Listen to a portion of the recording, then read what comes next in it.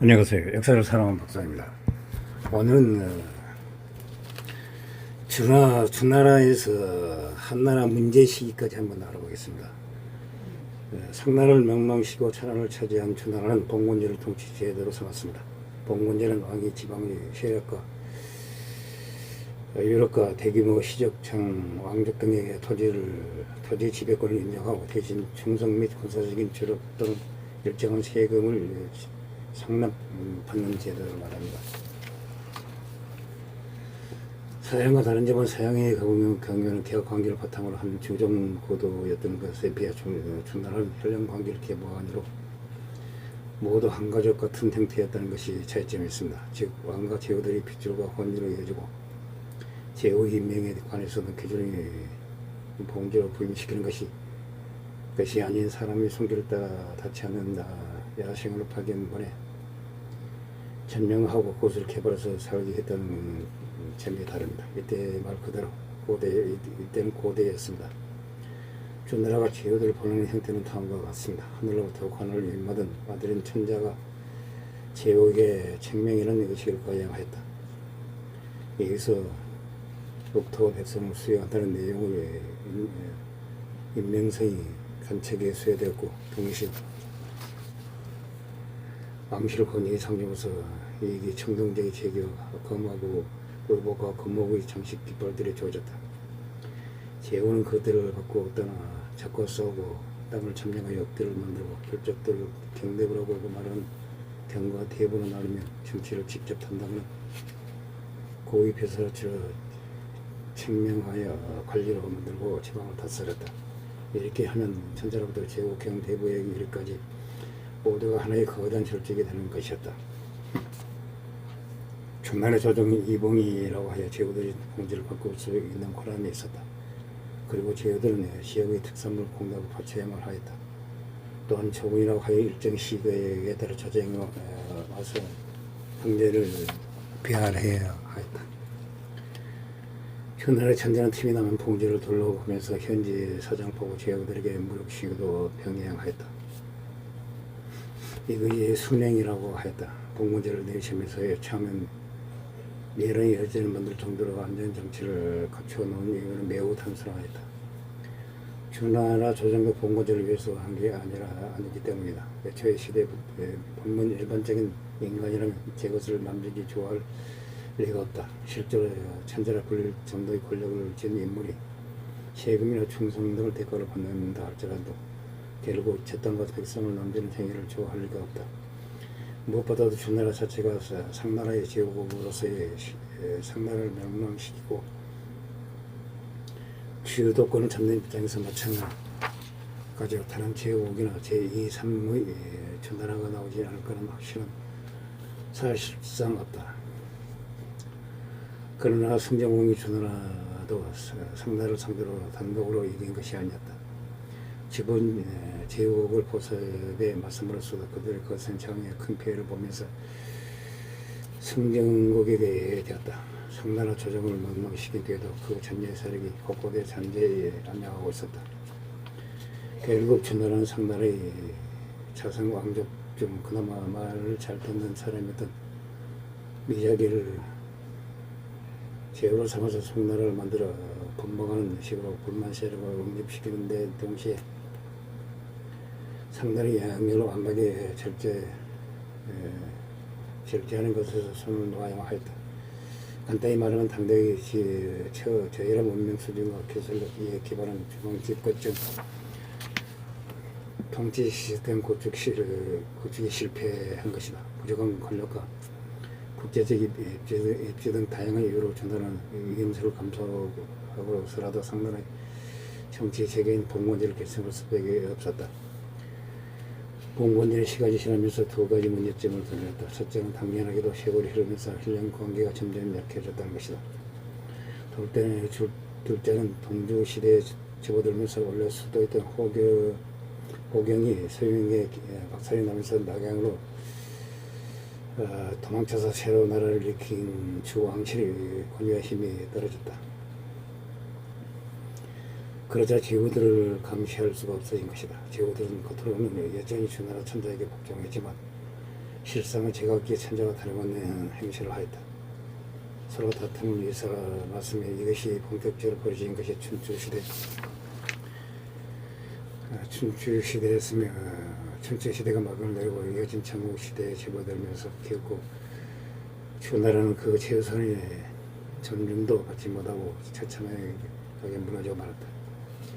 제국들은 대놓고 왕을 칭하며 약속 제국들을 합병하고 그 고정으로 체력 썰을 벌이다가 사고로 사망한 진문왕의 살에서 알 수 있듯이 주 왕실의 권위는 바닥을 기고 있었다. 결국 천하를 통일한 지는 지형 진나라는 낡은 공고제를 폐기하고 새로운 시스템을 적용시켰는데 이것이 중 9년제의 기초적인 모습을 춘추시대 때 존재하였다. 제대로 된 형태로 나타난 것은 BC 350년 일로 진나라 효공 때 법가사상의 재성 상황의 나라 안에 작은 천당을 41개의 현미로 정리한 것이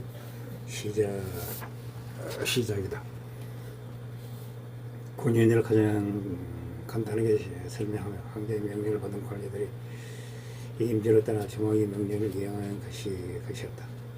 각지 이걸 왕명에 이름하는 게 아니라 어디까지나 황제의 신하가 황제의 대리로서 통치한다는 점에서 정치 흐름에 따라 황제의 영향력을 강하게 행사할 수 있었다는 장점이 있었다. 그렇게 6개 나라를 명망시키고 천하를 통일한 시황제는 의사의 계책에 받아 천하를 36개의 군으로 나눴다. 진나라는 이 군현제를 제대로 시행해 보지도 전에 실책과 악재가 겹치며 멸망하고 말았다. 항원은 거듭되져서 장안을 격파하고 진흥 차영을 죽여 진나라를 멸망시켰다. 황후의 18제후가 분봉에서 수술을 폐왕이라고 하고 공고제를 부활시켰다. 일단 진 황실과 진나라의 제도에 대한 반감이 극에 달했을 시기였다. 항공 입장에서는 자기를 따라 싸운 동맹 세력과 서아들에게 보답을 해줘야 하였다. 이하여 장안을 왕왕으로, 사망하는 시왕으로, 동해를 촉왕으로, 이표를 서희왕으로, 영포를 구공왕으로 임명하는 등 골고루 전부 왕을 시켜줬다. 항우의 한왕이던 요방은 항우와는 다른 견해를 가지고 있었다.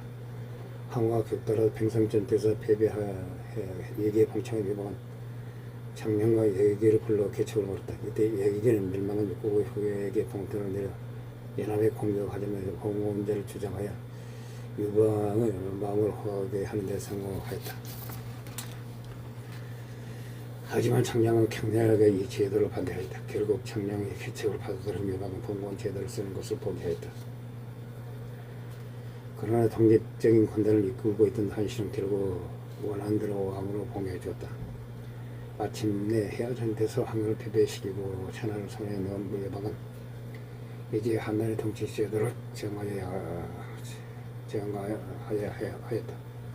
봉건제를 쓸 마음이 없었던 명망이지만 자신을 따라 싸운 공신과 동맹 세력들을 부대지에 반대하면 발을 일으킬 것이 염려됐다.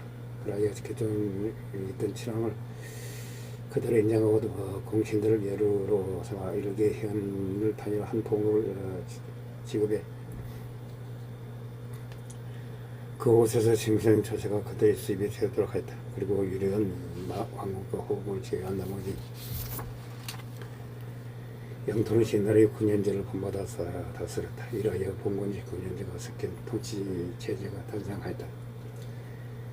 이것이 바로 건국제였다. 일단 봉건을 해주고 나서 유방은 성씨가 다른 공신과 동맹들이 왕이 된 것을 도래하였다. 얼마 전까지도 난세였고 그 아들 대단한 영호원이다 보니 언제 자신의 세력을 탐하여 반란을 일으킬지도 몰랐다.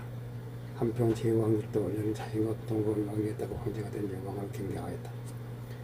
결국 연왕 장덕의 반란을 시작하고 유방과 이성 제왕들은 점차 대립 관계를 돌아섰다. 유방은 평화를 사수한 트집을 잡아 제거하였고 남은 왕들도 평화를 고려될 것을 염려해 차례차례로 유방에게 반기를 들다가 제거됐다. 부사 고평을 거쳐서 다수의 공신들을 숙청한 것이다. 하지만 여전히 많은 왕과 여녀들이 있었고 제거된 왕들이 저런 유방의 아들들이 대신하였다. 궁극제의 큰 틀로 달라지지 않았다. 유방사고 여호가 여야의 욕심을 드러내 여러 유시 왕들을 숙청하고 그 공석을 자신의 친정인 여시 일족들로 채워버렸다. 이 또한 여호 본인이 죽자 유시 왕족들이 기존권 기행들과 손잡고 여시 왕족들을 몰아내면서 왕의 주도권이 유시에게 있음을 찬하에 알렸다. 이 시점에서 다른 여론은 몰라도 왕위는 여시만 가능하던 것이 관리화됐다. 하지만 동성 왕들 즉 유방의 형제와 조카들도 역시 시간이 지남에 따라 막강한 세력을 가지게 되면서 점점 위협적인 존재로 부각되었다. 독자적인 힘과 세력을 가진 이들은 중앙정부에 언제든지 도전할 수 있는 힘을 가지고 있었다. 황제와 성이 같으니 이성 제후들과는 달리 황제에게 대적하더라도 일단 승리하면 역성 혁명이 아니라 황정 내부의 권력다툼 정도로 인정되어 쉽게 정통성을 인정받을 수 있었다. 중앙정부에 더 위험한 존재가 됐다. 이미 제후왕을 지내던 문제가 황제를 죽이기 위한 사례를 만들었다. 이 때문에 한 문제를 즉위 후 노골적으로 정도로 정당 과정에서 역시 제후들의 지분을 평가절하하고 이들의 공헌을 부정하였다. 이것을 인정한 것 자체가 한 문제에겐 한 권에 대한 이야기였던 것이다. 여시인안에 결과적으로 공헌했던 추후 유장의 경우 당초에 그 공헌을 공신에게 인정받아 조왕차례를 역습받은 상태였으나 한 문제가 지켜지고 그것에 끼어들어 뒤었고 전나라 땅을 걷어가며 대신 그의 부친 미가 여에게 강탈을 당했던 성령 땅을 반환하고 성령왕으로 봉하는 것을 보상으로서 제공하였다. 심지어 이 땅은 전나라 영토에 해당하여 유고장이 행한 제왕 여양의 불이익을 가한 것이었다. 유흥우도 예의 일적으로 제어하고 한문제가 즉위하는데 공을 세워 양나라의 왕이 되었다. 하지만 한문제는 유흥우가 원래 자기 형 제왕 양을 황제로 삼기로 했다는 것을 알았다. 또 전나라의 두 개의 군을 떼어 명목서로 암노수를 하게 하였다. 이에 유흥우는 불만이 생겼다. 경자 177년 문제 3년에 하여 5월 홍도의 군대가 너락지를 일삼았다. 문제는 8만 명의 대군을 관장에 적을 몰치게 하였다. 그리고 본인은 태원에 떠났다. 형노의 침입으로 군대도 황제도 당하자 이것을 결하고 생각한 유흥군은 반란을 일으켰다. 문제는 재빠르게 시무를 대장으로 삼아 10만 명의 대군으로 제국을 막게 하였다. 그리고 수도 장안으로 돌아와 유흥과 관련이 있거나 반란을 일으킨 자들을 모두 항막한다면 죄를 묻지 않겠다고 하였다. 이에 유흥군은 패배했고 반란을 진압당했다. 패배한 유흥군은 궁궐에 잡혀 그 압송된 과정에서 자살했다. 이후 유흥군이 이영진은 폐지되고 한 달의 군주로 편입되었다. 해남여왕 장은 고조 유방의 막내 아들로 모치는 전나라의 왕을 호구하겠다. 그녀는 유방을 모시다가 임신을 하였다. 전나라가 반란에 연루되면 같이 잡혀가게 됐다. 황제의 핏줄을 임신한 것을 알면 처벌을 면할 수 있겠지만 이후에는 질투 때문에 일부러 유방에게 알리지 않았다. 유장을 낳은 어머니는 화가 나서 자살했다. 후에 유장은 이 일에 면해진 여우의 손에 길어지게 되면서 해남하게 됐다. 하지만 성장 배경이라 하니 유장이 바른 아이가 되기는 힘들었다. 특히 유장은 응원하고 포항에서 행위 문제가 제기한 뒤에도 행패를 물고 다녔다. 문제는 형제가 모두 죽고 유장만이 남은지라 안타까워하며 항상 용서해줬다. 특히 유장이 심의기를 더해놓고 죽인 적이 있었다. 문제는 오히려 심의기가 여우의 측근이었던 것을 들어 그와 친했던 평안군 지원을 책망해다가 가족들이 전절절히 엮일까봐 지원이 자살을 택하는 상황을 초래하였다. 유장이 심의기를 방어하는 척하면서 그를 철퇴로 때려진 것도 모자라 참사하고 살가적으로 바뀌는 잔혹한 행위를 하였다. 희미기를 그를 도적이라고 여기까지 하였다고 한다. 이 때문에 유정의 평판은 크게 나빴다. 문재인 어머니인 형우태의 박씨와 황태장 오면 조정 배신들이 유정을 증오하게 됐다는 것이다. 그러한 유정 그는 형 문제의 마음을 몰라주고 점점 더 포개졌다. 유정 크기야 각 제국의 재산과 고국 관리는 황제가 임명한다는 것을 무시하고 조정의 관련을 쫓아내며 스스로 재산과 관련을 명하려고 하였다. 이건 반역에 해당한 도를 넘는 행위였다.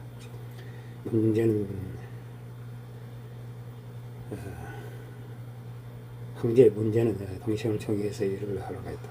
그런데 유정이 나중에 가면 교만함이 심해져 언행을 함부로 하며 살인 행각을 일삼아 맞는 사람을 죽였다. 이는 사람들에게 지탄을 받았고 문제에게는 유장을 체벌해달라는 상소가 올라왔다. 문제도 유장의 행패를 되게 용납할 수 없어 위책인 장군 박수를 통해 편지를 보내 유장을 질책하며 당장 그만두고 자중하라고 달렸다. 이 망나니 정신이 말을 들을 리가 없다. 오히려 유장은 앙심을 품고 진짜로 반란을 일으키려다가 동락사 강군에게 진압되어 잡혔다. 황제 문제는 반란을 일으켰지만 하나밖에 없는 동생을 정말 지우고 싶지 않았다. 기양을 바라게 했는데 유장을 뭉쳐든 승상인 장창이 유장의 죄가 명한 반역이며 그동안 승장이 맞는 악행을 저질만 반드시 죽여야 한다고 하였다. 왕도 그 독한 성비로 하루아침에 몰락한 유장의 자신이 저지를 견디지 못할 것이고 자칫하면 문제 또한 황제 문제 또한 오명을 쓸 것이라고 우려하였다. 이한 황제 문제도 금방 유장을 불러들이려고 생각했으나 유장은 내가 교만해서 지경에 떴다. 앞으로 내내 이렇게 살 수 없다. 압생되는 동안 먹음도 마시지 않고 굶어 죽었다. 무엇보다도 하필이면 유장이 막장스러운 인망 탓에 그가 굶어 죽을 때도 아무도 수리 안을 살피지 않아 죽은 뒤에야 사망한 것을 확인되었다. 황제 문제는 소상한 병사들에게 책임을 물어 모두 죽여버렸다. 평생 이 때문에 괴로워하였다고 한다. 또한 유장의 아들로 해남왕을 물려받은 요한은 해남자란 책을 쓸 정도로 학문이 뛰어났다. 한무제 시절은 말년에 아비의 원수를 갖겠다고 반란을 꾸미려다가 발각되어 체포될 위기에 놓이자 자살했다. 해남 지역은 한나라의 군주로 편입되어 버렸다.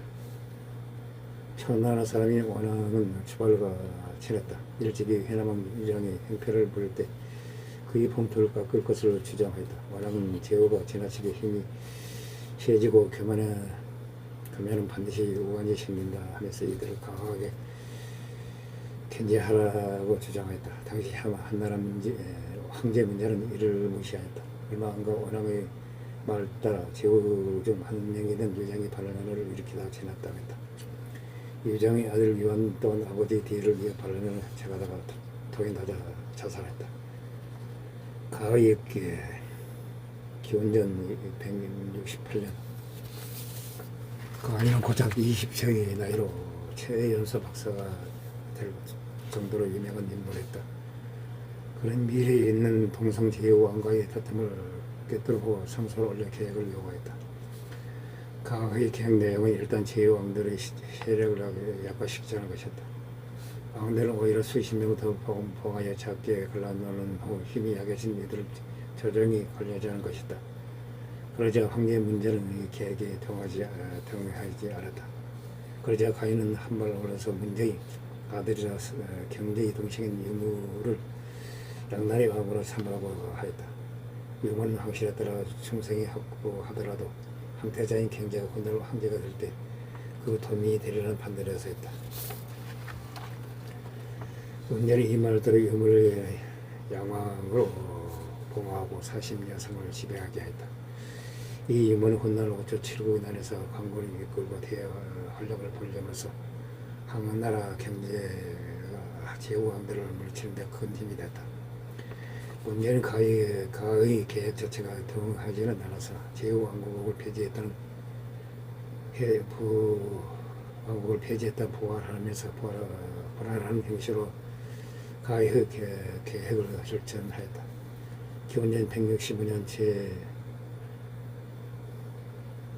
제나라 문왕일찍이 죽었을 때